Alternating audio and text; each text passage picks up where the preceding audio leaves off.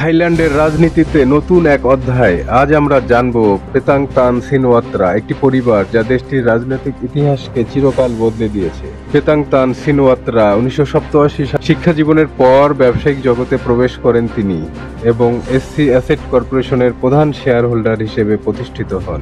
2023 সালে পেতাংতান ফেউ থাই পার্টির নেতা হন। 2024 সালে মাত্র 37 বছর বয়সে তিনি থাইল্যান্ডের প্রধানমন্ত্রী হিসেবে শপথ নেন। ইতিহাসে সবথেকে কম বয়সী প্রধানমন্ত্রী হিসেবে পরিচিত তিনি। তার নেতৃত্বে সামাজিক ও অর্থনৈতিক সংস্কারের প্রতিশ্রুতি, কিন্তু 2025 সালে একটি বিতর্কিত ফোনালাপের কারণে তাকে সাময়িকভাবে বরখাস্ত করা হয় এবং পরে 29 আগস্ট আদালত তাকে প্রধানমন্ত্রীর পদ থেকে অপসারণ করেন। পেতাংতানের অপসারণ থাইল্যান্ডের রাজনীতিতে নতুন অস্থিরতা সৃষ্টি করছে।